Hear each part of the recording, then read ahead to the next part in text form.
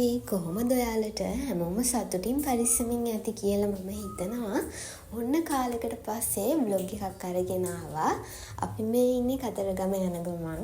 වෙලාව පාන්දර 4ට විතර ඇති. අපි මේ කතරගම යන්නේ වැඩිහිටි සමිතියකින්. ඉතින් විනෝද ගමනක් නෙමෙයි මේක වන්දනා ගමනක්. ඒ යන අතරවාරයේදී තමයි මේ පුංචි වීඩියෝ ක්ලිප් ටික ගත්තේ. හැමෝටම ආරාධනා කරනවා දිගටම වීඩියෝ එකත් එක්ක එකතු වෙලා ඉන්න.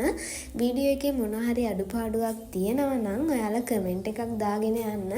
ඉස්සරහට ගේන්න තියෙන වීඩියෝ වලදී මම මේ අඩුපාඩු හදාගෙන ඉස්සරහට තවත් වීඩියෝ ගේන්න බලාපොරොත්තු වෙනවා. මේ තැන දැක්ක ගමන් හැමෝම දන්නවනේ මේ කොහෙද කියලා. ඉස්සර වෙලාම අපි ගියේ තිස්ස පන්සලට ගිහිල්ලා වැඳලා කරලා ඉවර වෙලා දැන් අපි මේ යන්නේ කතරගමට. ඔන්න අපි දැන් කතරගම පූජා භූමියට ඇවිල්ලා තමයි ඉන්නේ.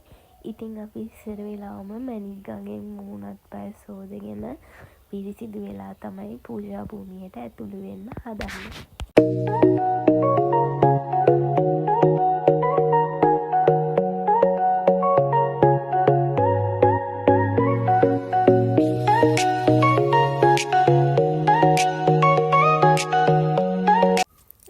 ඊට පස්සේ ඉතින් මුලින්ම ගියේ කිරිවෙහෙරට.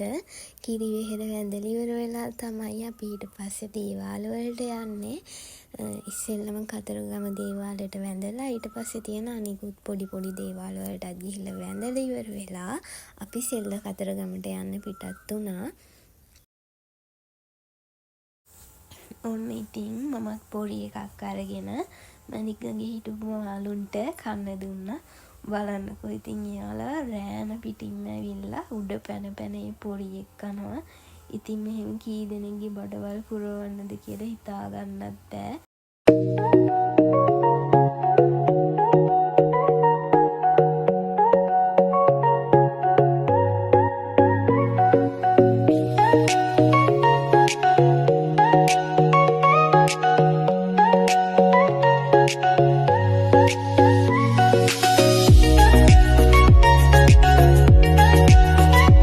පස්සේ අපි ගියේ වැඩ කණ්ඩට.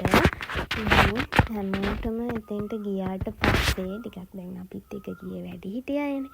හැමෝටම යන්න උවමනාවක් තියෙනවා. ඒ වුණාට අර එයාලගේ තියෙන ලෙඩ රෝග ඒවත් එක්ක ටික දෙනෙක් කිව්වා එයාලට යන්න බෑ කියලා. ඊට පස්සේ සමහර අය කිව්වා වාහනේ යන්න බයයි මේ එහෙම කියලා. ඉතින් අනිත් අය තීරණය කළා ඒ අයටත් බැරි නිසා ඉතින් ටික දෙනෙක් ගිහිලා හරියන්නේ නැහනේ. හැමෝම ඊට පස්සේ ගියේ නැහැ.